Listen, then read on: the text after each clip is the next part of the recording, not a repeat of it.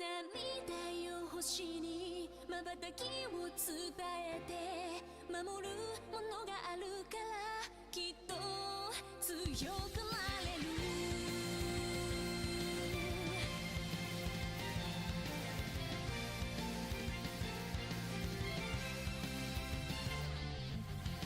語るべき言葉なくした星の守り手は時の果て夢の果て闇に立ちすくんだ風を呼んでみたんだ空に向けて誰かを呼んでみたんだ光求めたソリチュードかすかなレゾナンス確かに届くロマンスそんな流れ星たちを抱き留めた明日が見えなくだって乗り越えなくちゃって奇跡の奇跡描き未来へつなぐ Growing High 心のフォトンが銀河にこぼれて道を強く照らすバニーラ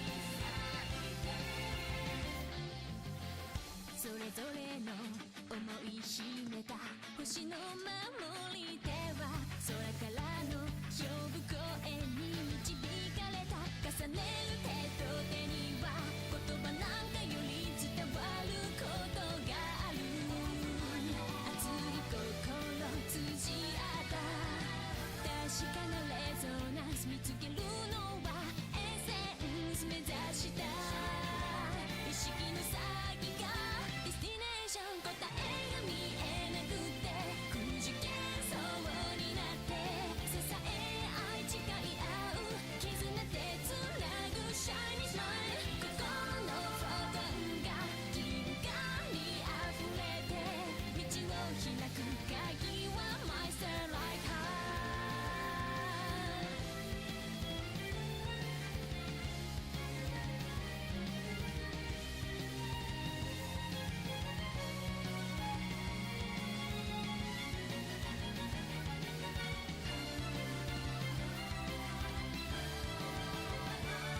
明日が見えなくだって乗り越えなくちゃって奇跡の奇跡描き未来へつなぐ Growing High 心のフォトンが銀河に溢れて道が開いたら羽ばたいて行こうよ乗り越えて行こうよ星空と溶け合っていつまでも行ける Fly high まっすぐ願いを世界に歌って新しい夜も新しい朝もここからまた始めよう My heart shines endlessly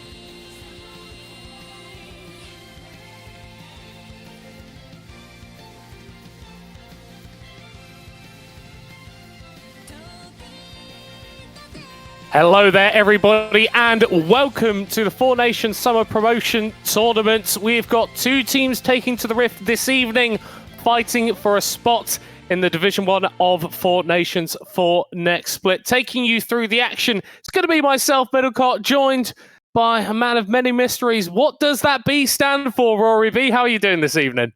Very good. Yeah, everyone in the green room was debating what the B stood for.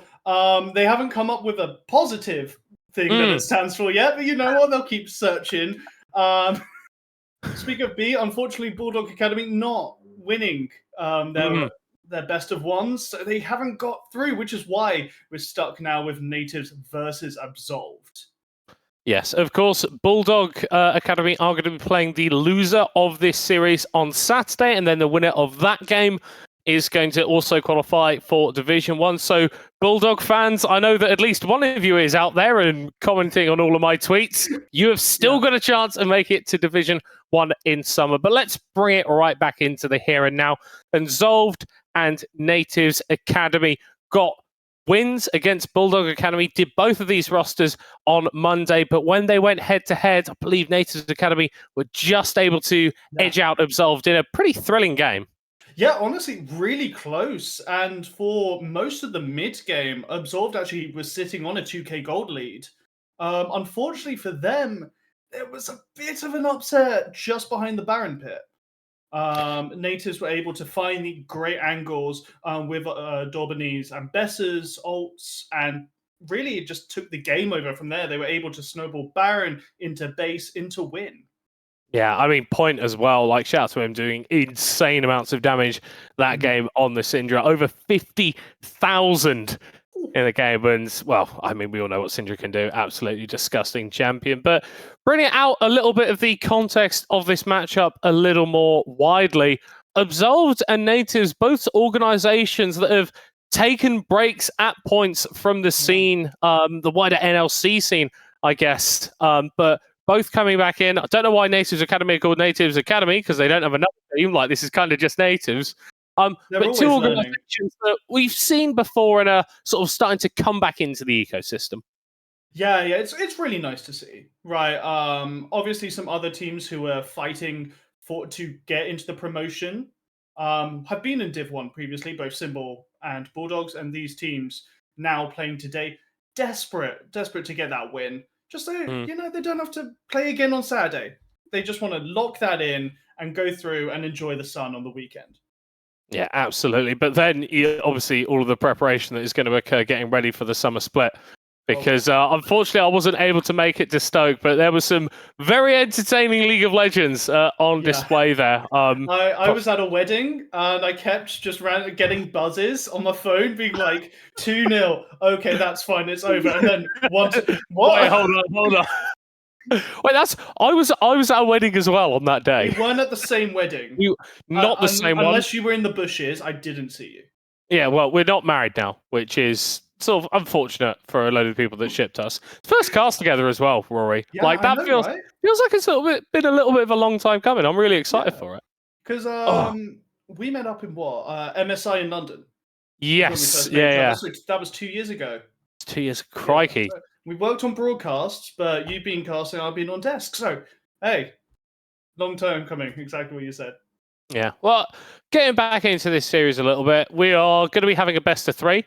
So game 1 isn't going to decide everything for us. And we've only really seen these teams playing best of 1 League of Legends. So how does moving into that best of environment affect these sorts of teams, especially when you've got that added pressure that comes from the Fearless draft as well? Well, I love that you asked that, because Fearless is one of the best changes to competitive league that we've had in so long. I love Fearless so much. I don't know if you've been able to catch much of the 2 a.m. gaming that's been happening on the Oh, yes. currently. Oh, I have. Fearless has been really spicing that up. And it's the same in our own homegrown ecosystem, because a lot of these players have, I'd argue, 3 really good champs, like 3 of their comfort picks. They don't really pride themselves on a massive pool. Outside of a few. So when bans and Fearless both come into play, it really forces players to learn more champions. Or you have an uneasy versus uneasy laning experience where you're both off your mains, and it's like, well, we've got to come down to fundamentals to work out who's winning this. Oh, no, not fundamentals. You give me Lois. I'm a color cast. I got to mention the fundamentals. Oh, no. Well, I think Mundo potentially one of those picks that we are going to see, and I know that a lot of people are quite happy to take that in a lot of different situations. People keep insisting that the champion is bad. Find it difficult to believe that. How can he be bad? Yeah, well, if he kills the enemy next, he's got to be a good champion, right? Yeah. But you've spoken about like these players having like specific champions. Are there any specific champions that you saw from really either of these teams in those games on Monday where you're thinking, do you know what, that might just be worth banning throughout the whole series, or try and pick that one away and get it away from this team? So Durbany, like I mentioned earlier, was looking really good on that Ambassador. Really loved to see that matchup, because was just winning. I'd argue with the matchup, was just winning the lane on his own, and then in the team fights really was impactful there. What I wouldn't like to see is tea time on the Lilia. I thought he had an incredibly shaky performance in the early game. He managed to get some nice bowling balls into sleep combos in the mid game and able to pick out a few people on Bulldog Academy, but I wasn't loving it. I feel like he got caught out, and that immediately put Shy at an advantage. Yeah, that's really interesting for me as well, because I've seen Tea Time play a little bit, and one of the champions that he quite likes to often go to is the Lilia. Yeah, so the fact that we've not necessarily been seeing that performance out of him on that pick is a little bit worrying. Obviously, single game sample size. When you do have that much experience on a champion, you're inevitably going to have games where it doesn't actually end up looking as good. But that shouldn't necessarily perturb you from whacking it out a second time, as we are jumping into the champion select here for Nativz Academy versus Absolved GG. Nativz going to be starting on that blue side, Absolved on the red. Rory, before we get properly into this draft, how do we feel about the red side versus blue side debate? Because it always seems to be a point of contestation whenever we're talking about which side is better to have at the start of a champion select.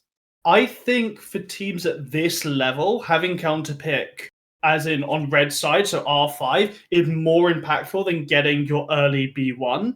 I just feel it adds more. It lets you round out your draft with full confidence to try and plug any holes you maybe accidentally left.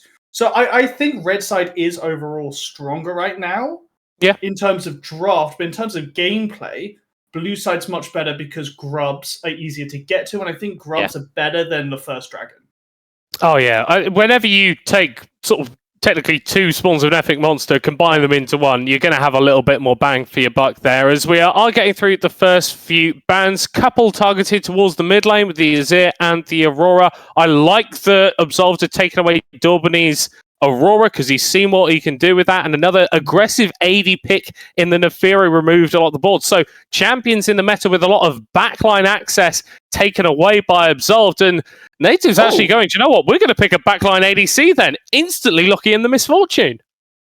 I don't think I've ever seen a B1 MF. No. This is a first for me. It's not a champion you regularly see picked early because you really use her to punish short-range AD carries. Just abusing that double up bounce in lane. If Absolved, honestly, if Muta plays an APC in the bot lane, like a Seraphine, or I've seen Syndra a few times, MF can't really do much against that. And it also means Absolved, Nativz are picking Engage, right? You don't pick MF really with an Enchanter very often. So yeah, you can just play with confidence. And then Ashe, someone who outranges a Misfortune, great answer. Yeah, and I think as well, the Ashe doesn't necessarily need to snowball through that laning phase to offer a lot of priority once you get later. So you don't need to play towards Muta and enable him, whereas a Misfortune, she's got that slow on her E, but that's about all she's got. This champion needs to get fed, needs to do damage moving through the game. And I like what Absolved are starting to put together here. You've got that long-range engage that the Ashe can pull out, and then you've got Xin Zhao's ability to jump into anything and capitalize. Yeah, absolutely. And he can just ignore the Misfortune, right? Which is also really nice. So he can just walk at her while she's spraying out the bullets, and he just doesn't care. A Wukong here, I think it's fine because Nativz are going and engage support. But Wukong right now, I feel is in a bit of a weird situation where he doesn't really have the damage pre-6 to Jewel, or his gank's a little iffy as well because he's always using the W2 engage. So yeah, he's in a weird position where if you're not playing him and getting the best flanks possible, he just falls short of other junglers. All I'm saying though, post 6. Post 6 Wukong, very, very different proposition. And from what we're seeing from Nativz Academy, that looks like what they're going to be playing off of. Actually, both of these drafts already securing some very high impact ultimates. We talked about the arrows and the Xin Zhao ult, but bullet time from Misfortune, Cyclone, the stand behind you, the Shen as well, and Braum. There's a lot of disruption. I feel like, Rory, we are just going to be having massive 5v5 team fights where it's just about who presses their buttons better. Yeah, and right now, I'd say Absolved have the better buttons to press. Sure, you've got the Shen submarine with the Wukong just to get mega backline access, but there's still a Wukong trying to jump into a Sin Braum. He's going to get stunned up, and this Misfortune with Braum's Unbreakable, he can just block all that incoming damage along with the Sin. This Ashe is going to have a great time. Yeah, it very much feels like Nativz are built to go in, and Absolved are in a really fine position to sort of take that engagement and then throw it right back. We are starting to see a little bit of the focus of these next round of bans here. Absolved look like they're focusing away that sort of engaged support pool with the Rakan taken off the board, and I'm assuming that would be like a lane Nico potentially, or for something more lane dominant like the Karma that pairs up really nicely with the Misfortune. But Nativz Academy throwing their focus at the mid lane. Emil is a beast on Syndra. You really don't want that guy playing this champion. Yeah, terrifying performances from him on this champion. You were alluding to it. I would prefer a Nico ban over a Karma ban. Personally, I just think Nico is kind of busted right now. But we're seeing the Karma taken away. Emil's Cassiopeia, even more disengage being banned, which I think is really clever from Nativz. They're like, right, we've kind of committed to the all-in, so we've got to go for it. I wonder here if Absolved maybe... I was wondering if they took the Orianna to try and deny it from Nativz, because I think it's a really good pickup. 4 point here. But no, actually going for the Aatrox. So that winning top lane, leaving this mid lane counter pick available. Yeah, I think also as well, fitting into the rest of the composition, another champion where diving into him is really, really difficult to do. The knockups that the Aatrox provides, and he's also got a little bit of that chase down potential at the back end of a fight. Really difficult to strut away with the Misfortune when you're being slammed in the head with a massive sword. You said that Absolved should have banned the Nico, but Nativz Academy are going to pick it up. That level 6 is going to be so exciting down in the bot lane. Nativz Academy, they've got brilliant tools for going in. Absolved have got some pretty damn good tools at absorbing that. Oh yeah. It's going to be an absolute barn burner of a team fight. I'm guessing around this third Drake when all 5v5s are getting in there. It's a lot of pressure on this Nico now, because she's very squishy jumping into a Xin Zhao Aatrox, right? If this is the Hubris Aatrox, which I've seen popping up a lot, it is recommended for solo queue, but it has been popping up a ton. It's going to be very scary for the squishy champs. Now, Annie, we're throwing even more burst buttons down for these team fights, and Emil now answers with the Orianna. I'm a little surprised because Annie is very good into Orianna. Basically, Ori cannot harass Annie past level 2 because Annie can just take Molten Shield. And then you're absorbing the Q damage, and Orianna's taking reflective damage. Slowly, the Annie wins that battle of attrition. Yeah, but even more so, Rory, as we've rounded off this draft, it feels like both teams are just playing into the identities that they almost defined from their first picks. Yeah. Nativz Academy, we just want to press all of our buttons at the same time and make you dead. Absolved going, we're going to press all of our buttons at the same time and we're going to stay alive. And if you're coming out of that side of the fight where you haven't lost a couple of members, you can go for that re-engage. But I'm thinking about vision control. I'm thinking about not face-checking brushes here. Nativz Academy, there is so much potential to just delete a guy that Absolved are going to have to be really careful this game to not overstep. And what's really interesting is that both teams have scouting tools for vision. Like, you've got the Ash Hawk shot, but you've also got the Nico W. Right, that shape splitter is so absurdly broken. It feels like it lasts for a good 10 seconds of just standing there doing the whoosh whoosh whoosh whoosh whoosh whoosh. Yeah, whirling your tail. Oh no! Nico helicopter time. But it allows you to control pockets really nicely. Very annoying for an Annie player to get spotted by an Ashy. Yeah, and I think the issue that I've maybe got here with the Absolved composition is outside of that Ash arrow, your engage is a bit more situational. It's a bit less definite. Whereas for Nativz Academy, I feel like they are free to start a fight basically whenever they want. Yeah, for Absolved, it really is Emil giving T-Time the ball and saying, go murder. Right? Yeah. Jump in there. I'm going to get an ult off. Good luck surviving. Yeah, well, we will see if they're able to do that. The game is but a few minutes away. We're going to swap to a short break because my camera is starting to break and I need to switch to a new one. Don't touch that browser. We'll see you in a few.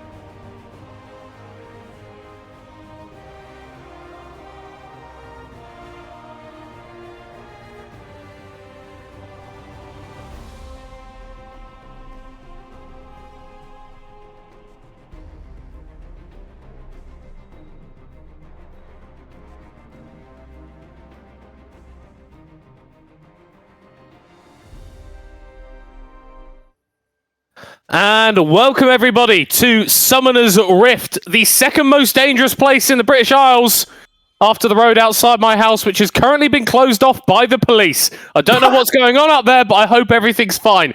Nativz Academy versus Absolved on the Rift. Rory B, we have pontificated for long enough about these drafts. It's time to see how they face off.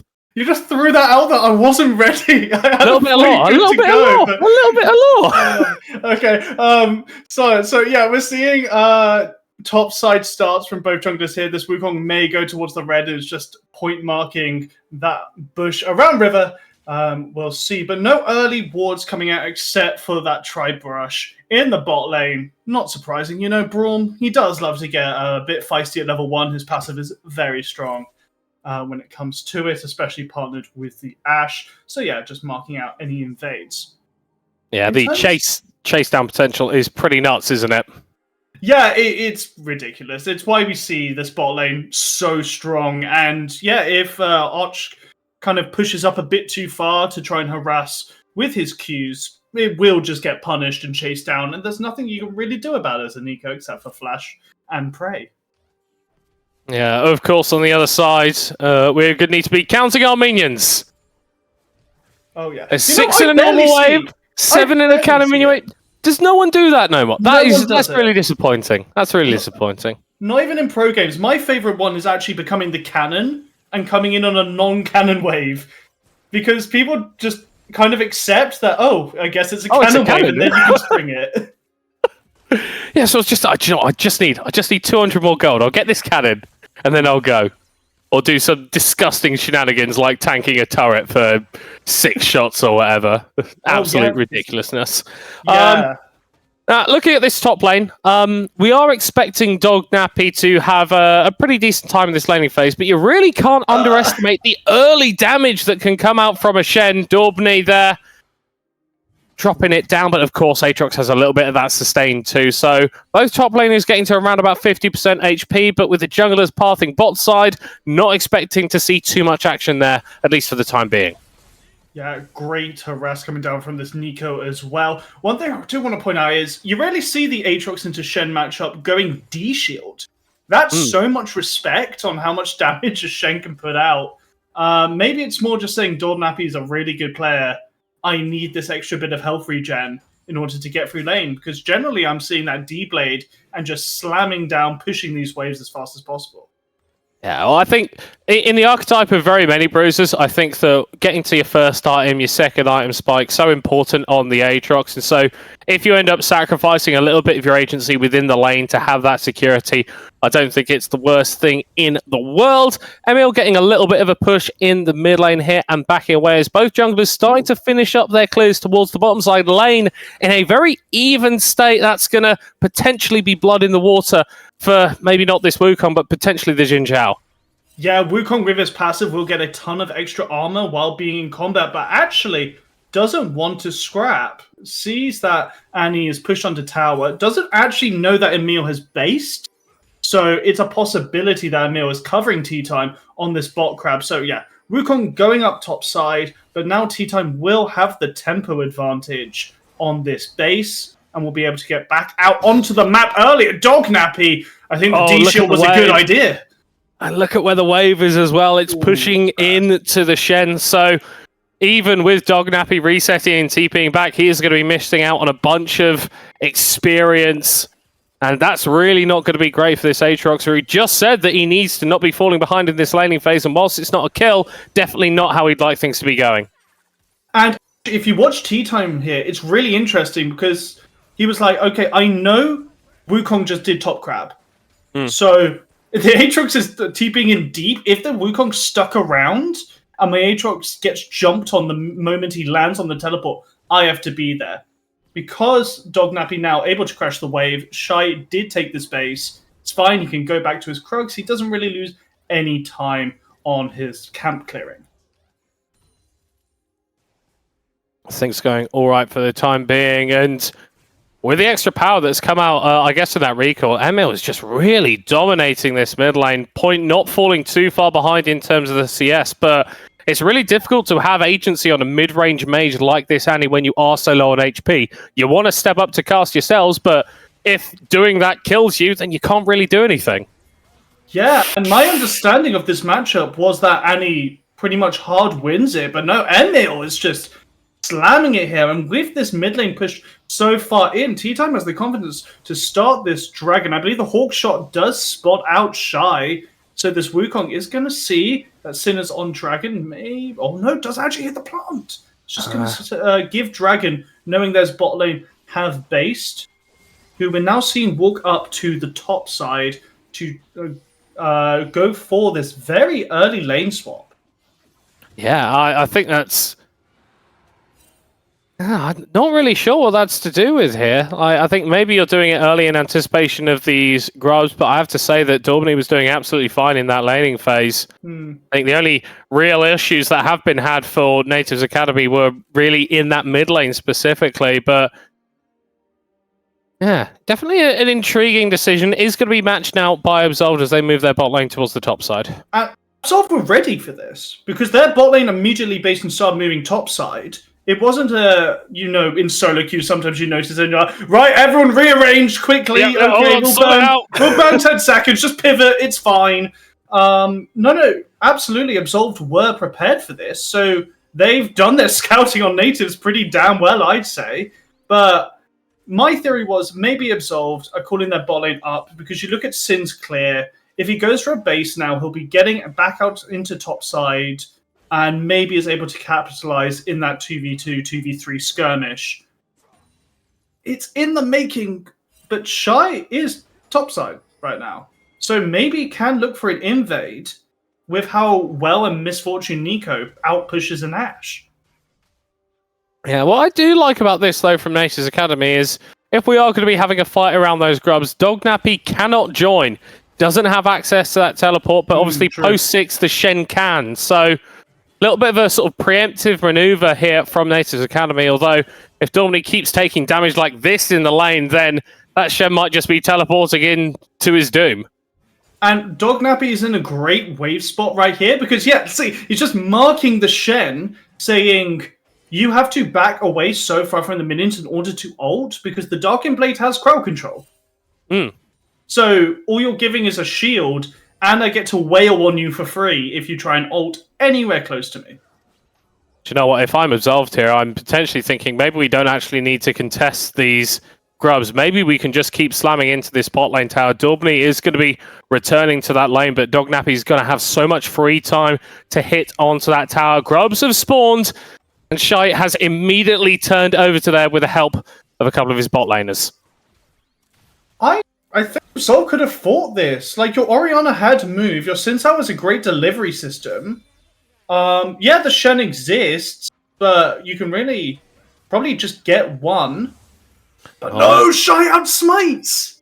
It's going to be taken away by the Wukong, and Absolved are not able to find anything off of the back of it. Some scouting cues there from the Braum, but nothing really doing. 8.5 minutes on the clock, and whilst there have been no kills, we are starting to see a little bit of a gold lead emerge here for Absolved with that early Dragon of Well. But of course, Nativz Academy evening up the objectives. Ultimate dropped by Dognappy, not necessarily landing the sweet spots until that one, forcing the flash away from Daubney. We were seeing the pressure the Shen was laying down early on in this matchup, but it is absolutely swung. Emil turning up, looking for an ultimate, but Daubney gets out of there just in time. And look at this timer. Dognappy immediately is going to have TP back up if he wants to use it. I wouldn't right now. I'd hold on to it and walk back to lane with this new lane swap that has occurred. Bronze back into the bot lane. And why I'm saying the Aatrox shouldn't TP here is TP gets upgraded at 10 minutes, right? So you want that reduced cooldown on it. When the opportunity comes. Tea-Time going to say hi to the Nico, but really nothing is going to come of it. And now a slow push is building in this bot lane. Will we see anything? Probably not, because this is a very tentative early game from both teams. It's also a very risky champion to dive the Nico, especially post 6. A lot of CC, a lot of survivability as well. Another engage occurring between the two top laners, this time on the proper part of Summoner's Rift. Dognappy throwing down those Darkened Blades, able to land a sweet spot, but without any more rotations, he's not able to keep the pressure up onto Daubeny, who's going to have to go back to base again, you'd have to feel. Shen really not enjoying the laning phase, and being down that flash, maybe there's something that Absolved can do to make his life even worse. Yeah, luckily for Daubeny, able to find fruit in the river, so is going to stick around to catch this crashing wave. Doesn't have to burn the teleport, which, you know, he's going to love. Here, though, yeah, Dognappy can just fish with those Q1s and Q2s even, and now will force the base on that cannon wave. Dognappy's not able to crash it as fast, so less minions and less XP is gone. Oh, Rory B, I'm seeing 2 junglers around the bottom lane. Now, Absolved are aware that Shy is there, but do Nativz Academy know that Tea Time is pondering his existence in that bush? They'll back away into the river, and the Xin Zhao will similarly return to base, although with the dragon on the rift, they are deciding to go forward, and it's a complete whiff on the ultimate. Absolved evidently subbing in Yellow Star for this series. Not able to find much there as Pointer's got the move into river, but Emil is so strong at the moment with that completed Archangels that he can just bully his way into the south side of Summoner's Rift. Tea Time going forward onto Shy, the clone used, not overcommitting onto the enemy jungler. It's a big cooldown down though, being able to use that clone can get you out of sticky situations. Nativz Academy still around in the area, still looking to contest, but Absolved hitting onto the dragon. Point just used stun there, so Nativz know we can't fight this anymore, even with the Nico, even with the ult advantage. It's fine. Dognappy can now TP up, and sure, the Shen gets a plate, but Absolved get this dragon, and even though they're only 500 gold in the lead, each one of those dragons is definitely costly for Nativz if they let this go a bit too long. Yeah, stats on stats, and obviously the soul wing condition that is going to be arriving in about 10 minutes if those dragons are taken in short order. And do you know what? When you're playing against a burst-based composition, having a mountain soul shield on top of that sounds absolutely lovely. Oh, gorgeous. Braum, Sinzao, and Aatrox all with mountain soul? Like, how do you cut through them? And Aatrox, especially when he's popped World Ender and has that Sundered Sky. I'm very scared for Nativz right now. They weren't able to get all 3 grubs. I forgot to point out earlier, Absolved managed to take 1 at least, so they don't even have that good of a pushing power. Yeah. Still, we wait for the game's first game. This very much feels like a series where both teams have got a lot on the line. Yeah. In the regular split, sometimes even in best of series, you'll see it be a little bit looser, but when you are playing for promotion into Division 1, it's not the strangest thing in the world to have a cagey start to the series. Yeah, a cagey start which Nico MF do not want, right? They want to really be pushing their advantage, especially around this one item point. Like, not seeing a Nico ult being used yet is very surprising, especially when you saw Beanlord throw out that Glacial Fissure earlier. I'm very surprised Nativz didn't force that fight. Yeah, I think of forcing a fight, maybe? Potentially, as here comes Shy going on to Emil, flashes the stun! Very nicely done from the man in the mid lane for Absolved, and do you know what, Rory? That is the first proactive play that I've seen from Nativz Academy. Yes, they get the flash, but they don't get much more. Another whiff on the Braum ultimate, ignite on the Nico, exhaust on the Misfortune. Tea Time wants to go into the tower, but he can't find it. Nico locks down the Xin Zhao, as finally we're going to see a kill. Shy is taken down. The healing, the sustain is nuts. Damn, it took 40 minutes, but those are 4 kills I thoroughly enjoyed. Channel. What channel? We don't care about Stand United. We're diving you under tower, through the Nico ult, through the MF ult. I think Beanlord just showed the power of Spellbook right there. Using that ignite, using that exhaust. Moo couldn't do anything in that fight. Hey, you've just got to press the buttons better than your opponent. And the snare going wide from Och just signals to the bot lane Absolved that they can go in. It starts to look very, very tasty, but somehow they're able to escape with their lives mostly intact. Shout out to Tea Time. Just going into the tower, even though he knows he's going to die, because it gets his team so much. That was full bot lane tower taken off the board as a result of that dive. And we were just talking about how close this game is. Now it's 2,000 gold to the good in favor of Absolved. Yeah, Absolved has just blown this game open. I love that Tea Time had the aggression. However, Emil was on the way, so you could have just redove and no one needed to die. But, you know, it's fine in the end. Tea Time was able to base onto a clear topside anyway, so it's really fine. It's now going to start up this Herald, it looks like, or at least control vision around. But there are no wards from Nativz around this Herald. So they're free to do whatever they like.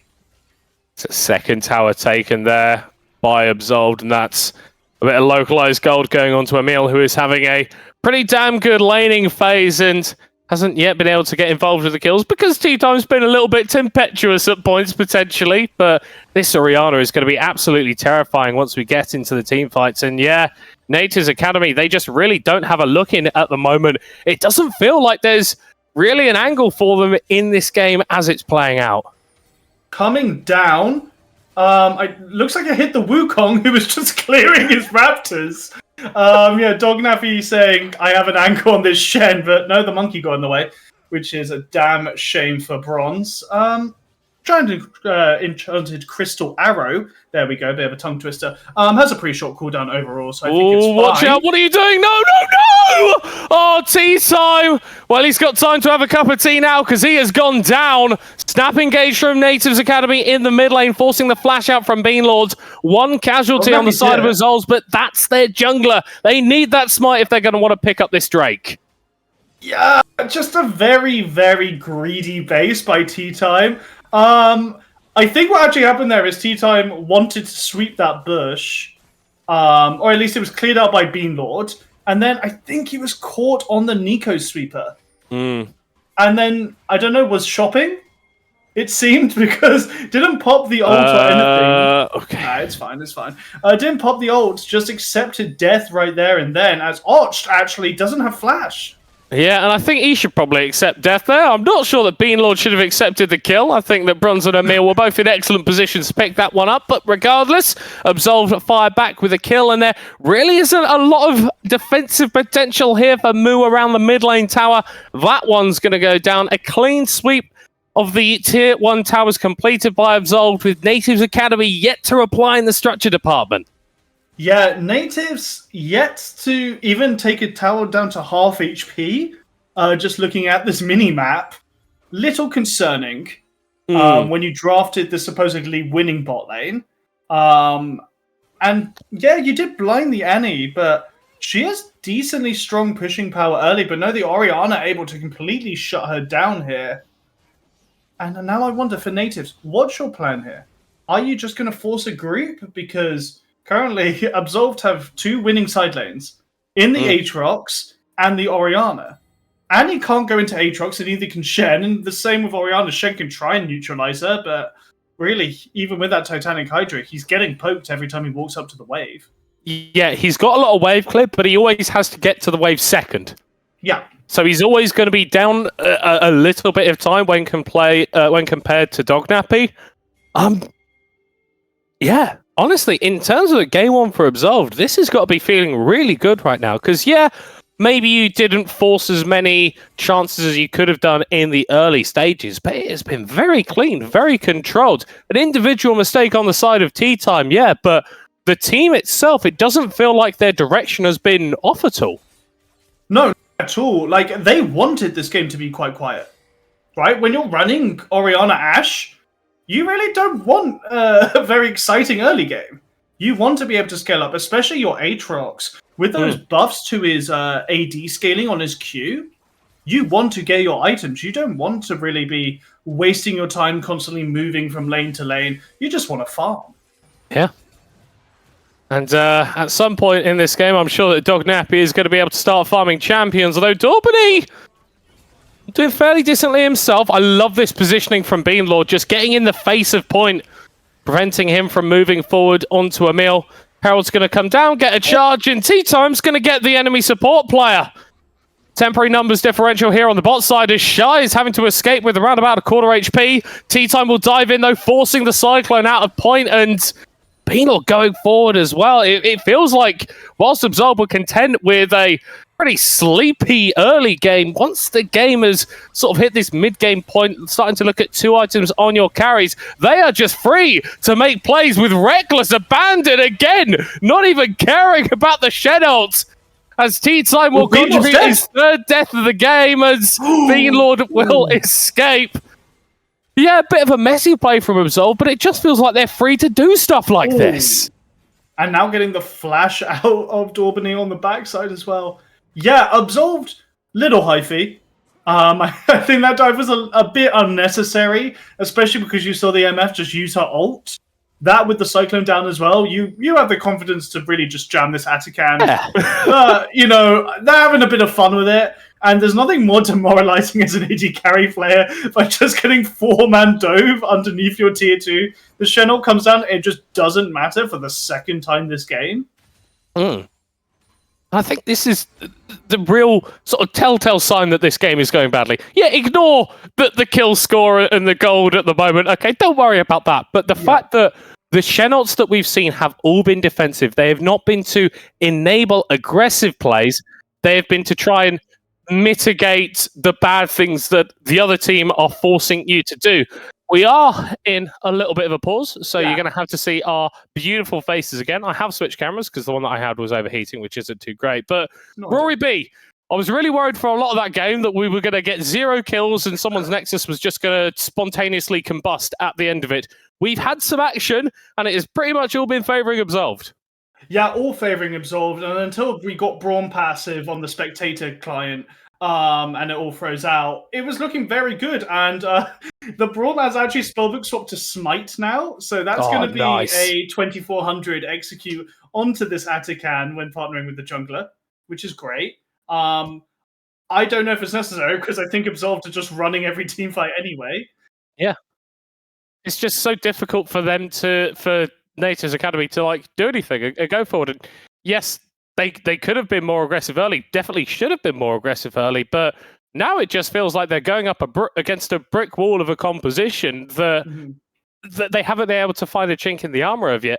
Yes, there's still the one-shot potential of the Wukong with the Yanni, the Shen submarining in. I could still see that perfect, pretty picture, but it's behind about 45 layers of plexiglass because they're scared someone's going to throw a can of soup on it. I can barely see the ideal for this composition, which probably means it's not going to happen.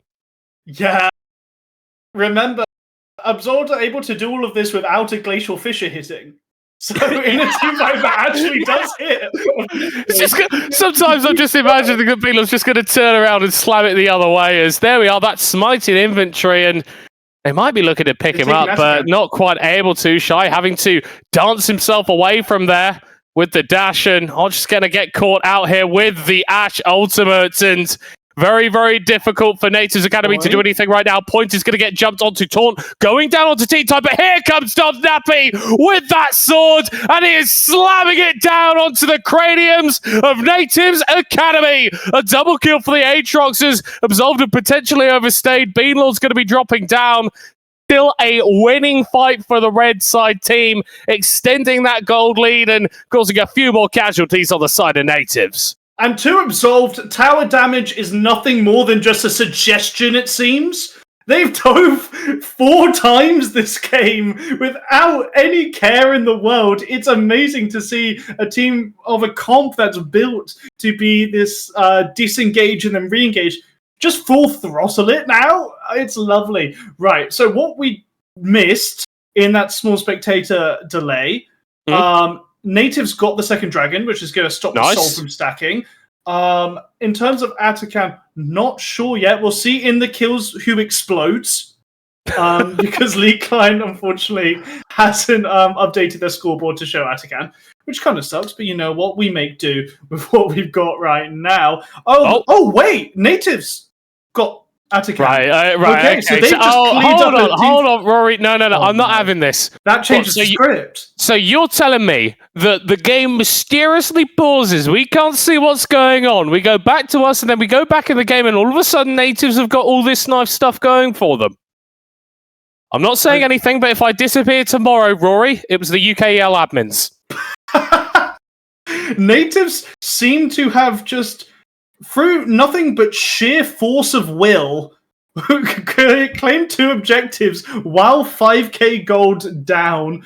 I'm sure we'll get filled in by the players later on what actually happened there. But let's take a look at the inventory. I feel like we haven't talked about items for a while, and Bronze has an entire item more than Moo, right? This Ashe is so strong right now. I'm sorry, Rory. I'm seeing 4 items in both inventories, mate. Oh, boots do not count. No, I refuse to accept boots as an item. Hey, right? I'm talking about the Doran's Blade, man. Oh, okay. Well, you know what? Bronze doesn't have a Doran's Blade, so... Hey, the gold efficiency on that goes absolutely crazy. But yeah, so you're actually seeing a 3 items versus 3 items in terms of... this Ashe is up 3k individually.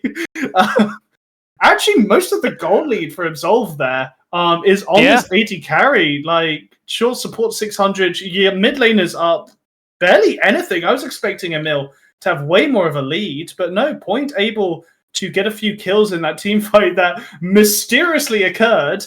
And really close that gap. Yeah, there'll be a conspiracy documentary released in a couple of years about what occurred during that.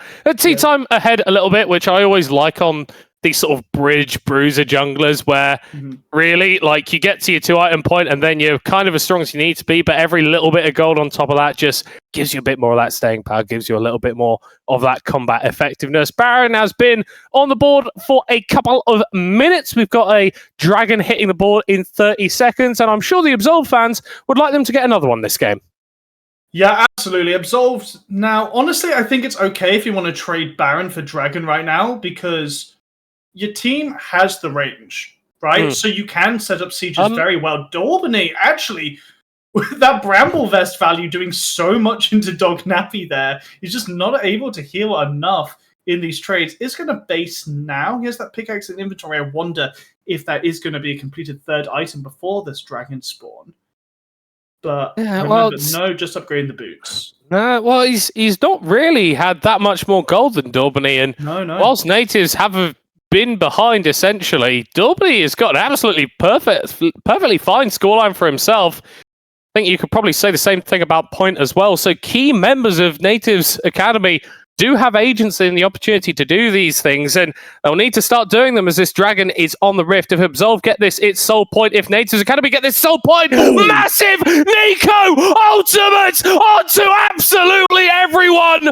Bronze is going to be rejoining the fight to try and clean it up. Look at Dog Nappy. He's doing some disturbing things to the Nativz Academy backline. Tea time as well, but the stun comes through. They can't kill the Aatrox. They can't kill the Aatrox. Oh my God! They can't kill the Aatrox. Finally goes down. Dorbany survives. Absolute bloodbath. And what the hell was that fight? There was an insane Nico ult. There was a Tibbers zoning 2 members of Absolved alone. And my God, Dog Nappy almost had it in the bag, but in the end, Dorbany able to pick up 2 kills. A 1k shutdown from Bronze, might I add. So this Aatrox is now this Shen is now so strong, but no one was alive to do the dragon. And all flashes have been blown from both teams, which does favor Absolved. Right? There's going to be a dragon setup, and we're going to do it all over again. We're going to do it all again. We need to be looking at ultimate cooldown timers then. Those are the big things. The bullet time for Moo is not going to be up. Basically, everything else is. So Nativz are going to be having to take this fight with a little bit more gold in the inventories, but a lot less damage from that ultimate. Once again, Absolved getting the first move in. Once again, red side allowing Absolved to play a bit safer here and get their wards down. Dorbiny's on a flank. Yes, T-Time's going to be going in. There goes the Eco Ultimate, but it doesn't proc in time. And Nativz need to retreat. The only reason they were able to get that last fight so good was the massive impact that their support had. But Arch not able to do anything similar this time around. Absolved picking up that dragon, and yeah, it looks like they are herring towards the Baron pit this game. It was looking all Absolved for a long while. We thought it swung, but Absolved are claiming it right back. And Stand United was even used to try and save Oct, which I'm a bit surprised by now. Oh no, TB's been spotted. No. They're just going to go straight onto the Shen. He's able to take it up a lot, though, as big disruption caused by Shy, but not enough damage. It's a double for Emil, as now Absolved are taking the team fights with ease. Enemy mid laner off the board, enemy jungler off the board. That is saying, let's go for the Baron. Stand United popped to boot. Absolved are in control of this game for the time being. And the bane, the blight of picking Misfortune as the B1 champion is that Beanlord on this Braum was able to just unbreakable the entire bullet time in that fight. So the Cyclone, it's only a 2-item Wukong, it doesn't do that much damage. It just wasn't able to get enough done. Nativz weren't able to find the angles they needed. And now Absolved is looking a bit shaky in these fights. But no. They've got their foot on the driver's pedal right now. And yeah, one away from Seoul. They've got Baron. We're about to see some towers falling, I feel. I worry, though, Rory B, because it has looked pretty much perfect for Absolved in this game before. And Nativz have found an angle and found a way to engineer a winning team fight. It will need to be another big Nico ultimate into a bullet time, but that doesn't start with Moo getting stunned here. Progressive Nico ultimate forward to try and provide some disengage, but it's not enough to save your MF. Down go the bodies. Another double, a triple for Emil, as Beanlord is able to pick up an extra one.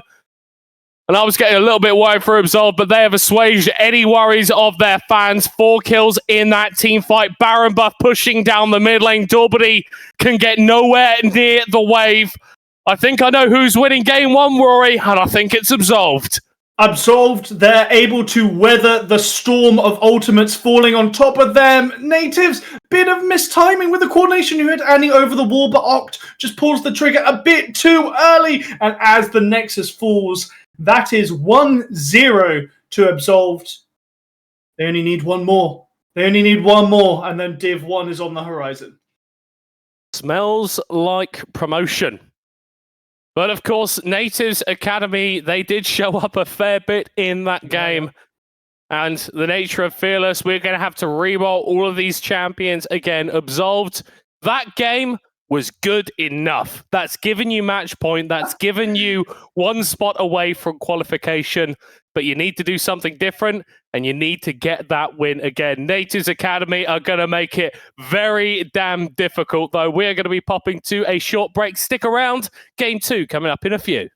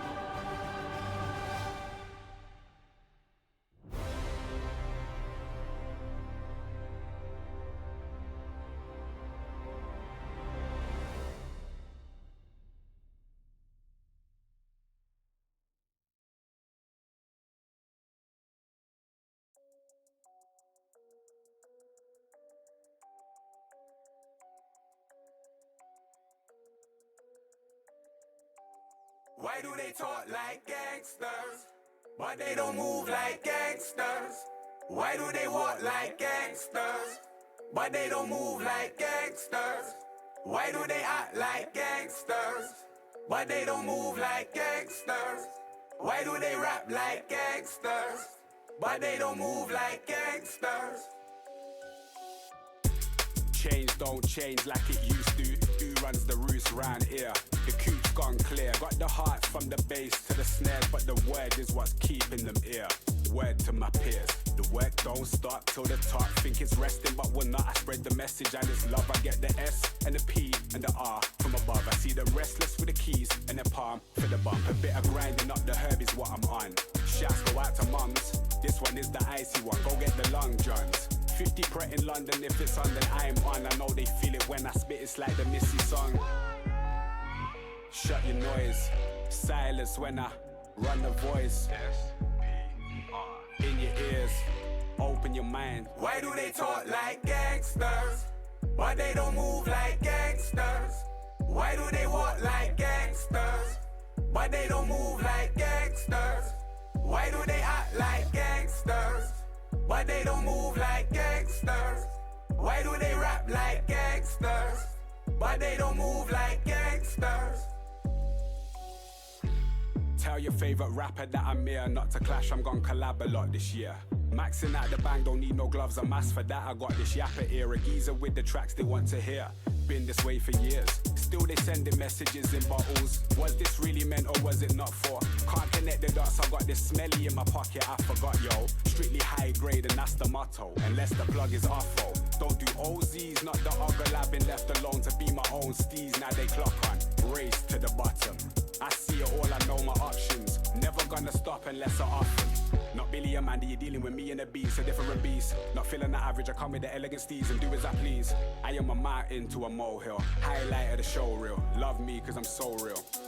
Gangsters, but they don't move like gangsters. Why do they walk like gangsters, but they don't move like gangsters? Why do they act like gangsters, but they don't move like gangsters? Why do they rap like gangsters, but they don't move like gangsters?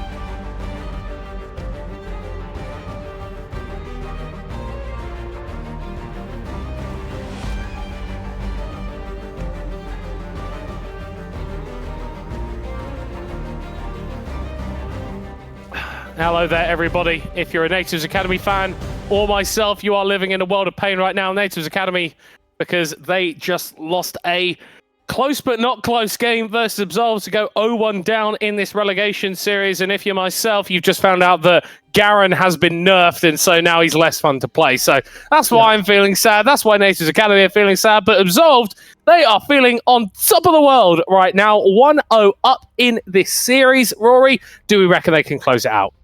I mean, absolutely. If they play the same way they did last game, even though the team fights were close, I think their picks potential was way stronger.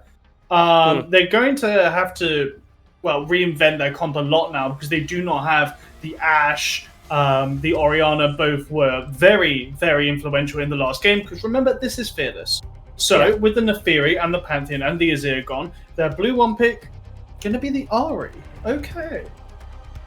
Okay, and I think this offers you a lot of options. One of the more flexible champions in terms of mid laners. That roam potential, that mobility in fights and early skirmishes is absolutely brilliant.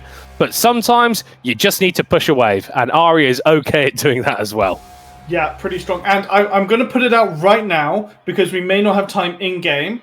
Malignance got buffed, alright? It got more AP. We need to stop calling the Malignance build vegan Ahri, right? Because it does more damage now. And it really vexes me that after these buffs, people are like, oh, but Ahri does more. It's more AP! It's a better spike! Okay! It's fine! She's fine! Rory, what we're currently witnessing is you becoming heated over a hypothetical, okay? No, it's not, because I watched a cast on Monday that they said it, and it's been rattling around in my mind.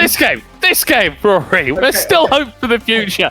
Nativz Academy here picking up the Rel Jhin combo. This isn't necessarily a bot lane duo that I'm looking at in terms of damage and kill threat, but my oh my, are these guys good at getting fights started. Over on the other side, though, if we're talking about kill threats out of a bot lane, I don't think you can do much better than Lucian Nami. Yeah, has kind of had a resurgence over the last few months. Was really sleeping all through last year, I feel. But yeah, it's really come up because of Fearless, I want to say, as an answer. Now the Mundo here saying, you know what, Ahri, she doesn't have the best tank shredding. Lucian doesn't have the best tank shredding because he hasn't gone Bork in 7 years. So yeah, Mundo's quite free now. However, blind picking Mundo? I don't know if Absolved are able to go an engaging jungler. Then they can put a very scary champion up top side, which Mundo just can't answer. Like a Gwen. Mundo can't do anything into a Gwen. Yeah, so the thing is, Mundo operates like most healthcare services.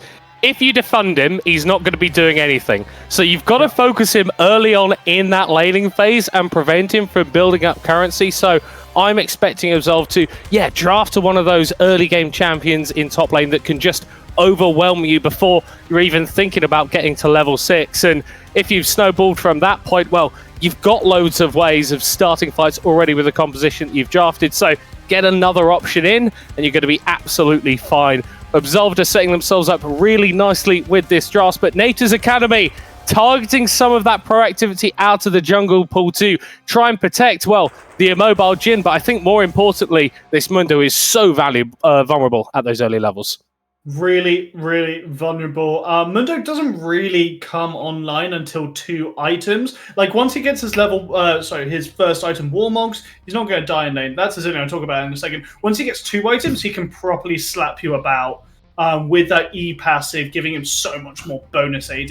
Now, Zilean, really interesting answer into the Ahri. It's actually pretty good into the Ahri. Can match her wave clear, and he has a bit of a speed up, but can't really match an Ahri's roam, let's be honest. But more importantly, denies the Ahri an ult reset. Yes. Trundle being hovered here. It's interesting because I don't know where it's going. Trundle ult steals resistances, right? That's its main power. Yes, it does drain health, but you really want the bonus resistances. Currently, Nativz, who are you draining? The Rel, who procs her Aftershock, maybe. I don't know if I'm a fan. But I do feel like Absolved have just given this Mundo a free scaling lane. No, I think that is exactly what's happened, Rory. So we can sort of mentally Yes, good, correct. Yeah, it's great for Dolbani. He's cheering right now. He's over the absolutely moon. fine. Then we're talking about the Zillion in terms of the lane matchup, but if you can just speed Amundo into the enemy team, there's very little on Absolved that I think can properly stand its ground against Amundo. One of the sort of lovely things about a Sion is he's a big ball of HP that can stand still and absolutely wreck people if they're stood in the queue. But Mundo is just going to be running past you, going for that Lucian, going for that Nami, and the Ari as well, which is just going to be absolutely terrifying. It feels to me, Rory, be like Nativz Academy have just decided they do not want to die this game. You've got the Mundo with his ridiculous presence on Summoner's Rift. On top of that, the Zillion out, and the Kindred as well. Yeah. I was thinking, okay, Shin, fine. Mundo, fine. Zillion, fine. Where's your damage coming from? This Kindred slam. Yes. Love it. Unfortunately, it really depends on the summoners, right? If T-Time's running Ghost, can really chase down a Kindred. Yeah. Right, Trundle with Ghost terrified. If Trundle takes Flash, like, Shai could just perma-invade and just hops over a pillar or hops over a wall, and Trundle's like, well, there's my camp gone. Okay, back to losing gold, I guess. So it's really up to Nativz to be proactive in the early game, but around this bot side, right? Yeah. There's not much Dolbani can do. Yeah, I think that's one of the things where the Kindred is great, but also the Kindred is maybe not so great. It's like, how are you getting priority in these lanes? You know? We're not expecting this Mundo to necessarily have first push on the wave in top lane just because of the way that Sion is as a champion. Zillion, like, yeah, do I need to say more? And then looking at this bot lane matchup, you're expecting the Lucian Nami to really do whatever way want in that. That's the draft. These are the champions that we're going to be seeing in this game. Absolved, 1 win away from promotion to Division 1 at Nativz Academy. If they win this, they keep their hopes of qualifying today alive. We're going to be jumping into game in a few minutes. We'll see you in a bit.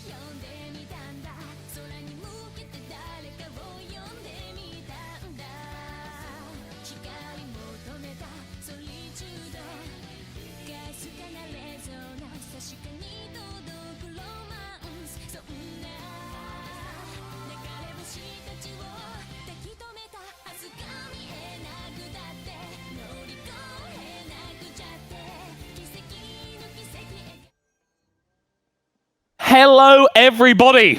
League of Legends. Summoner's Rift, the location. The destination, UKL Division 1. For one of these two teams, Absolved. With the advantage as it stands, Nativz Academy need to win this to keep their chances in this series alive. But if Absolved get one more enemy Nexus explosion, they are going to be joining us at the tippy top tier of UK League of Legends.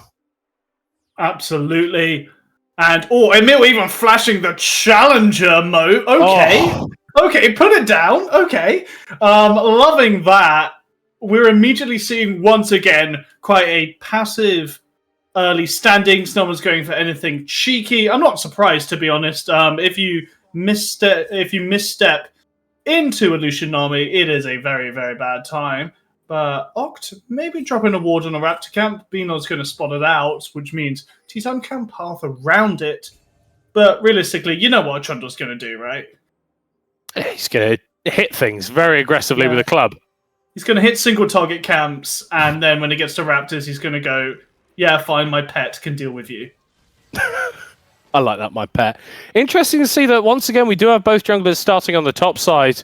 And Hensel's going to be pathing away from top lane. I think there is something that you could try and do here as T-Time and get level 3 off your top side camps and go for a little bit of a cheese gang, because Beanlord really not enjoying the level 1 here, but Moo enjoying it. I'm going to venture even less. I think it's fine, because remember, Nami has a really impressive heal move. Which, is so critical for her level 1 power. So Beanlord, can take this chunk, and now Moo in a very tricky situation, which Shy actually is not going to really like here, because I'm pretty sure by the time Shy gets over to this bottom side, this wave is going to be bouncing. Yeah. Which means T-Time able to walk in to that river, possibly have a better time ganking. But if Beanlord is able to move and secure that crab, it's very scary.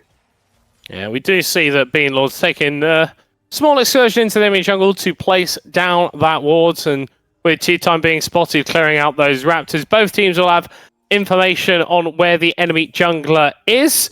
We are seeing all 3 lanes here for Absolved getting a fair bit of the early priority, which is what we expected and anticipated, but I'm just going to venture, Rory B, if we have another slightly slower paced game, I think Nativz Academy are going to be feeling much better about that than they did in game 1. They're going to be feeling better, sure, but you really don't want to have a passive early game as a Kindred especially, because that means when you're getting to these 5v5s, your range is so gutted that you just get caught by the Nami wave, for example, or Lucian's able to jump on you because you'd actually be matching range at that point. So we're seeing the mark go down on this bot side crab. T-Time is the first there. And Shy able to spot out that just can't fight the crab. And I'm currently seeing Photoshop. I'm also seeing Photoshop. I'm currently trying to seeing buff Photoshop. it out right now. Thank you, production, for that. We're seeing once again Bruins. Yeah, and I'm also seeing Photoshop again. Oh, my words. Oh. Possibility for a gank here. Dog Nappy, low mana. Shy, why not go for it? Low HP. This is pretty risky. If the Sun goes into passive, he could chase down the Mundo, but it looks like Dog Nappy is just going to be trying to get away. Has that flash available, is holding it for a very long time. Will use it. T-Time getting the pillar. The Scion staying alive. Trundle trolling. Oh, T-Time! And claiming a couple kills. Oh, dear Nativz.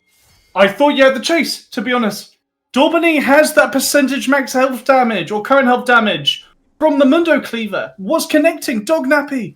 Just so tanky. Scion has so much base HP early because his W passive gives him just that extra tick over, that extra 100.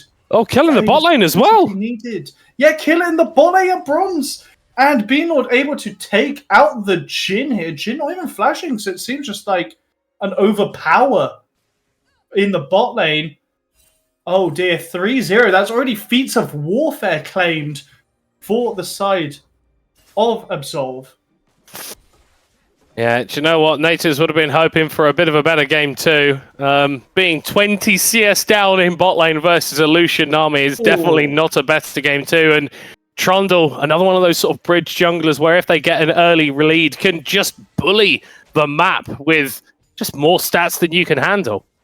And what's rough is on that base, Shy picks up the Sheen. Realistically, Kindred, either you're wanting components and boots, sometimes you're running magical footwear, so no, you just go for the Phage. Unfortunately, isn't able to get that kill, so it doesn't have the gold. Sheen, much worse item on the champion. And when you're looking at tea time with that Tunneler, Longsword, and Ruby Crystal, this is tea time's jungle now. Like, if you run into this Trundle, then it's a bad time for the Kindred.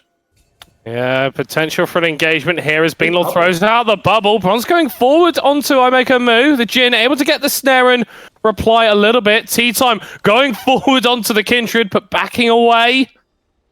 And Nativz actually not getting the most horrible trade there. But again, the sustain that the Nami is going to offer means that damage on the Lucian isn't as valuable as it should be.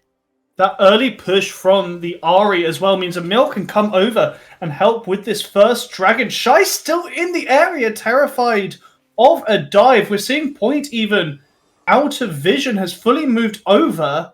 But that's very scary because Emil has this wave about to push towards Point. So if the Ahri can get to the wave first and possibly crash it, Point will miss out on XP. Now going to move over. So shouldn't be that bad for the Zilean. But he is 15 CS down with realistically no pressure towards this mid lane. It's all been on Emil to build this lead. And honestly, this game is starting to rhyme a little bit too much with game one from the perspective of Nativz Academy. Not really able to find success. The scant times they've gone proactive, and Absolve just seem to have generated these leads almost from nowhere. Double CS on the Lucian compared to this Jhin 7.5 minutes in. You very rarely see that. If Nativz Academy want any hope of qualifying for the UKEL Div 1 today, they're going to need a massive play and a massive turnaround in this game. Yeah, unfortunately, Moo is very much the coughing baby in this versus right now. Sitting on a Dirk versus Pickaxe. It's rough. It's very rough. Now, Tea Time hitting that level 6 point. Kindred is in the area, so can come over, but I'm pretty sure this is free grubs. Maybe Shy's able to contest, but it's very unlikely. Is actually just going to cover and be spot on a ward up to this top brush. Yeah, and you look at the mid lane wave on the minimap, and Emil's got the push, so he can rotate over first. And this is just what Absolved have had the freedom to do all throughout this game, is generate priority in these lanes, move over to assist Tea Time with these epic monsters, and we aren't seeing the trades that we were in game one. Everything has just leveled up here from Absolved. It really felt like they got the number of Nativz Academy in that first game, and they know exactly how they can beat them in game two. Exactly, and anyone can look at the items currently held in inventories, and yeah, Absolved, they're very confident. Dorbany, I'm a bit confused what the cloth armor is for right now. Maybe early buy towards boots, but Mundo really wants that Warmonks as early as possible. Oh, actually, Dognappy, maybe look for the solo kill. Oh, there's going to be the ultimate popped there from Dorbany. Another Q going to come through, but no knock-up from the Scion. And I suppose that's the one sort of saving grace for Nativz Academy at the moment, is Dorbany has not been focused in these early stages. He's been allowed to survive the real pain point of playing Mundo, and whilst it wasn't good enough to get a win in the last game, he put in an incredible performance on that Shen. If there's anyone that is going to pull a rabbit out of the hat for Nativz Academy, I reckon it's this Dr. Mundo. It is, but unfortunately, when your entire game plan falls down to a champion who definitely bought his medical license online, it gets a bit scary as now, oh, great cancel on the blast cone.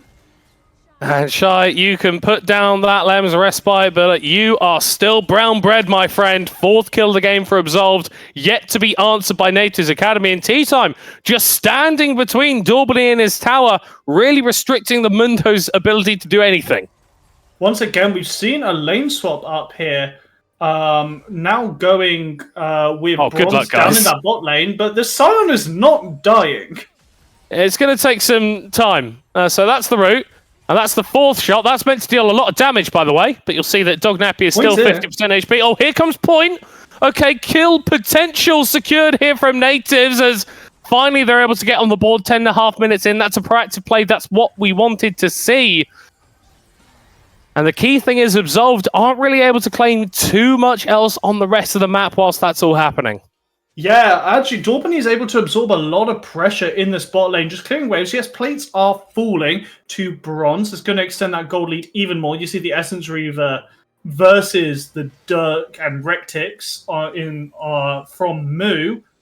But Emil just got 2 plates for free. Has already got that not lasting RE build from the Malignant. Oh, that's the flash away. There goes the stun. Not really changed as nicely as it could have been. The ultimate invested. The Ignite going down. Shut down gold. Secured by the Ral. That's a kill.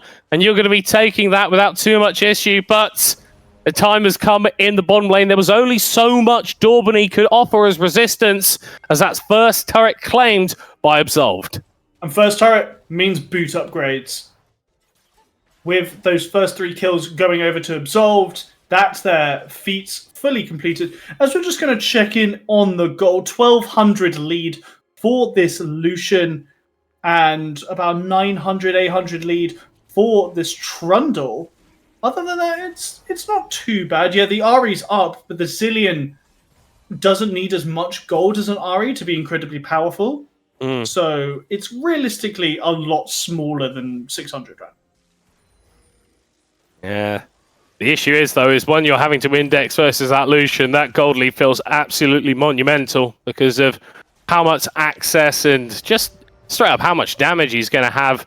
Nice to see the Absolved are moving this bot lane around the map to secure even more plates onto this Lucian.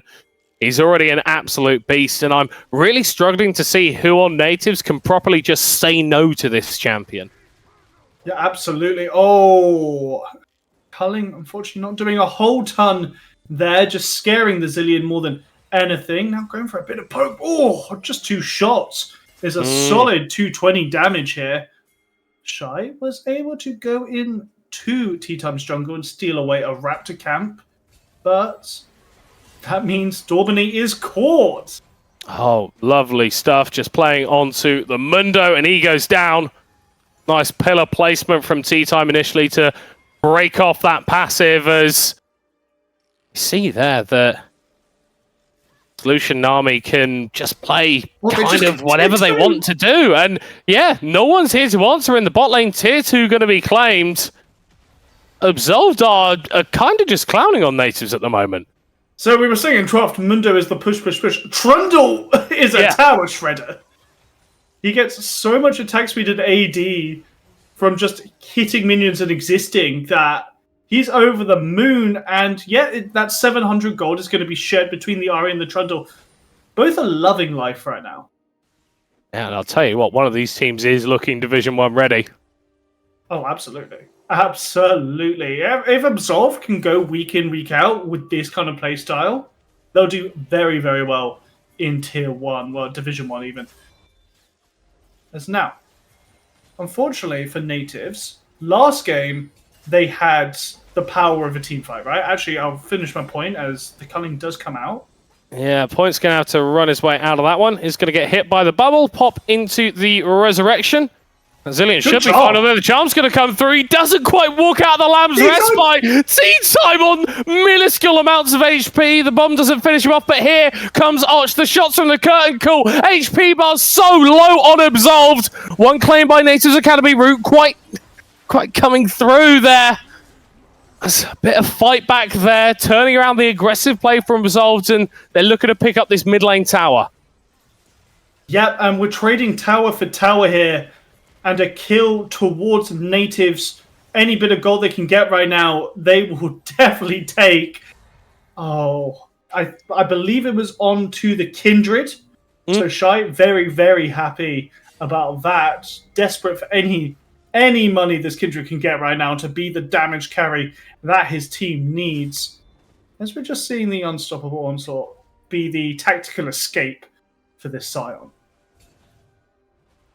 Yeah, still going to be a very strong force in the side lane. Because of the lead that he's been able to build up, and Daubeny is really going to take some time before he can actually match the pushing power of this Scion, let alone the usefulness in terms of team fights. Rift Herald started up here by Absolved, and members of Nativz trickling into their top quadrant of the jungle, but they are not going to be there in time to contest. It's another objective falling the way of Absolved. 100% priority on those neutral objectives, and that's kind of what's keeping them so far ahead in this game. Yeah, absolutely. So they started the clock with these dragons, but they've also got so much pushing power from the Grubs and now the Rift Herald. One of my pet peeves when it comes to the Rift Herald is that a lot of the time, you should give it to the side laner. Right? I know people always give it to the jungler because the jungler moves around the map more, but this Ahri is hard winning the side lanes, right? So she could just drop it and guarantee a tier 2. Instead, we're going to use it to get this sliver of a tier 1, which I feel was just 2 autos down anyway. It's a little confusing to me. Yeah, we are going to get a second bite of the cherry, though, as Peter's charging towards the tier 2, but they just smite it and take it away. The team fight begins a notch, dropping low. Beanlord going to be going down, though, as it's once again Nativz Academy coming out a little bit better in the team fights. Emil looking for damage, finding damage on Torch. He goes over the wall. He's going to have to get himself on out of there with the flash. Double stun from the Zillion bombs, but not enough damage to finish him. Absolved, they're starting to worry a little bit here as Daubeny is joining the fray. No completed items, but 3 giant spells in his inventory should do well enough. Just sustaining on the front line a ridiculous degree. Looking to turn around onto T-Time. Here comes the Mundo going forward, but look at the back line. They're getting jumped onto. T-Time still escaping on the Trundle Brunt, fighting up with Moo as Emil, able to take out the Kindred in the end point. Doesn't have the damage with the bombs as Daubeny is still running wherever he pleases, but he's got to get on out of there thick and fast. Absolved with the team fight, and they're going to claim this soul point, Drake. And it was a calculated decision from Nativz, but the maths was off right there. We see the smite go down, taking out the Rift Herald, and Beanlord isn't in this entire fight because he gets taken out at the start right here. Emil landing a great charm, but Shy able to get the Zillion speed out, avoids the knock-up. Great pick over here. Gets a little too excited using that final charge of the Spirit Rush and is forced to flash.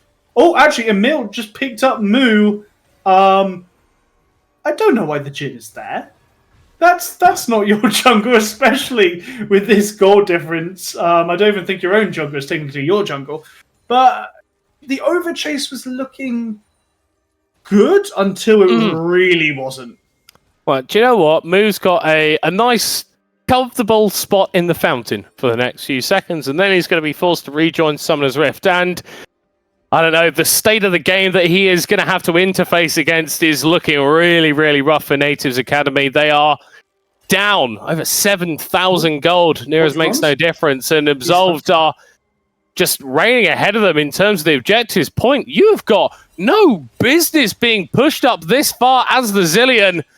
Yeah, you're going to be able to buy a little bit of time, but you're not going to be able to buy your life out of this situation. And honestly, for Absolved, that's just going to be a little bit of a freebie. Ultimate going to be popped, but the Zillion will still go down. Bit of a waste of the ultimate there. I feel like your team would be very happy to claim that later, as Absolved are also able to go in and take away that blue buff from Nativz, just poaching whatever camp they can right now. Atakan is going to be up in 40 seconds. You've got to imagine Absolved are just going to jam that in with the amount of kills this far in the game. It's going to be a lot of Spirit Petals that you can pick up and just lead your damage and extend your experience lead. Yeah, I'll tell you what. Emil might be going for a bit of a vegan build on this Ahri with the Malignance, but he is eating good. 9 stacks on that Dark Seal. I want to see a Medjay's. You've got to buy the book at this point. You've got to buy the Medjay's at this point. Come on now. It would be rude not to, honestly. Like, it would be very against the culture.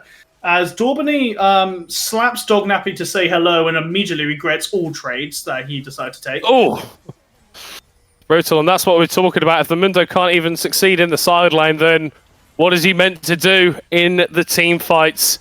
Tier 2 not going to be taken just yet. Absolved have only destroyed one of those structures of Summoner's Rift, but it's them who are controlling the tempo of this game and get to decide what the next player is going to look like. Dodnappy securing that demolish proc as still 4 members of Absolved posted up in the mid lane. Yeah, you can go and stop this Sion, but you're going to have to pay the price of your mid lane tower for it, and maybe a couple of lives too, as the charm connects onto the Jhin, and Moo is out of there.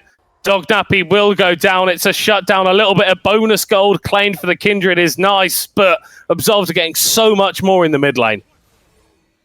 Yeah, you got the Scion, but it cost you your Jhin and a tower.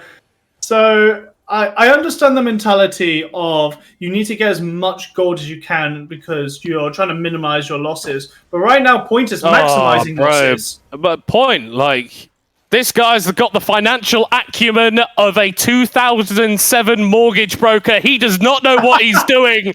And the consequences of his actions are going to be dire for Nativz Academy. Still got a minute and a half until that next dragon, but Atakan is wide open for the taking. Absolutely. And the only thing that stopped Absolved from taking this Atakan early was that it only spawns at 20 minutes, right? They've been just getting objective after objective on this map. Nothing can really stop them at this point. Nativz would need to pull something glorious out of the bag here. Because your Jhin stuck on a Youmuu's and a slingshot. Not great. Your Kindred, yeah, got 2 items. Sure. But hasn't got many marks. So this rail engage has to be insane, or Absolved really need to mess up. And people often like to quote the story of David versus Goliath and him being able to take down a giant with a slingshot, but unfortunately the League of Legends rules are a little bit different. This Jhin does nothing to the side. He tickles him with that build. Also, I just want to say, David won a best of 1, right? If they go to best of 5, Goliath's winning that. He's cleaning up. He's doing an AL versus Quest. I like the idea of the sort of biblical fearless draft. Like, in that situation, it's like... Right, you're not allowed to use the slingshot this time. Use the sling in game 1, but what else are you bringing to the table? What more are you going to be whacking out here? As we're joking, we're jesting, we're having a little bit of a laugh because really the alternative is crying right now for Nativz Academy. They put up a really strong fight in that game 1, but it has been just lacking in this second game. Absolved definitely have been playing well, but we wanted to see a little bit more proactivity from this team, but that hasn't happened. I mean, unfortunately for Point, he's just off it right now, right? He's overextended twice now. I know your team are behind significant amounts, but you've still got to keep in mind that you can get jumped on at a point. As Shy gets hit by the bubble. Not the most auspicious start to a team fight. Tea-Time is going to be focused down here. Pretty tanky with that ultimate, but already using that and going down to roughly 30% HP is not the best way to begin. Emil, though, with the inside track on mid lane, and Nativz Academy, they're having to choose between a rock and a hard place now. Defend the mid lane or get the dragon. Well, doesn't look like they're going to get a lovely engage from Arch, but the follow-up just isn't there. Dognappy standing in the way, a bastion of safety for Absolved as they create a very unsafe situation for the members of Nativz. Flashes blown galore at the end, bodies on the floor. 5 belonging to Nativz, ace for Absolved. Nativz, I hope you don't have any plans on Saturday, because you're fighting for promotion.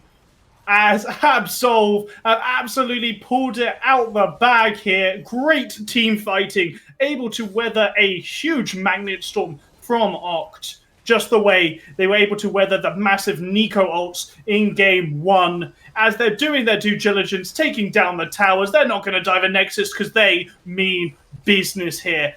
The Nexus falls, and it's a 2-0. Tea-Time very clearly had to go for his dinner as Absolved finished that game up in rapid fashion. And with that, congratulations to Absolved. You have made it to the UKL Division 1 for summer. Nativz are still going to have an opportunity, like you referenced, on Saturday to claim that final spot. But at the end of the day, deserving winners in this series. And like we were saying on the cast, this Absolved team plays like this in Div 1. They can feel very good about their chances next split. Oh, absolutely. Like, I could see them definitely middle top of the pack. Just from that playstyles alone. Sure, they're going into best of ones, which does complicate things, but hey, they won game 1, so in theory, they can replicate that over and over again. Really well played by Absolved, honestly, because we saw them play both a stay calm in the early game style and a let's push it in the early game style. I think that's one of the things that Fearless really tests. And it's one of the things that you need to be very on point with as a modern League of Legends team. It's not enough to just have one style that is always going to work for you, that you can just pull out every single time because the enemy only has 3 bans. Because that was the way this game used to work. You need to be able to do it different every single time you turn up on that cold Tuesday night at Stoke. And they have done it different both times in this series. Very nicely played from them.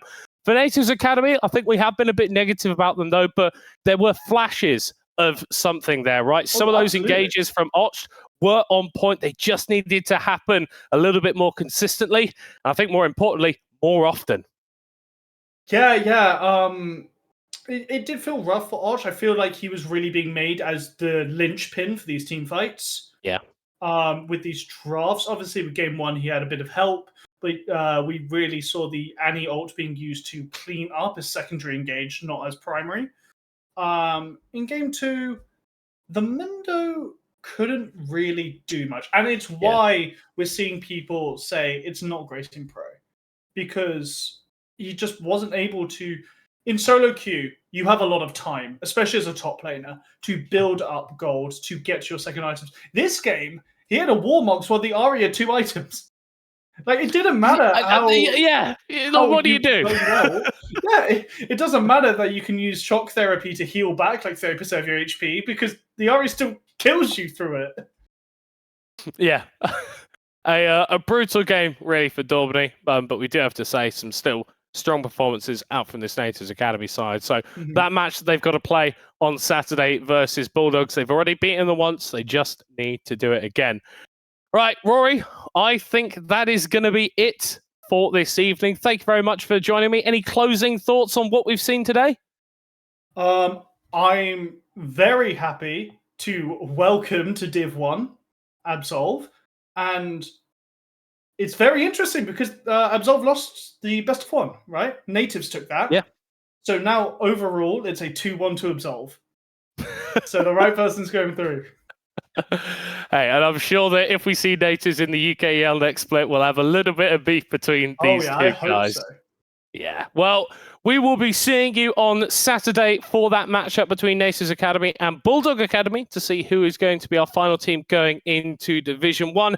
I've been Middlecott, joined by Rory B. Shout out to production behind the scenes, making sure that everything is working and giving us a nice view at your unverified Photoshop subscription. You're probably going to need to sort that out. But most of all, thank you so much to you, the viewer, for watching. You're what makes this happen, and it's been lovely to have you here. I've been Middlecott. We will see you on the next one.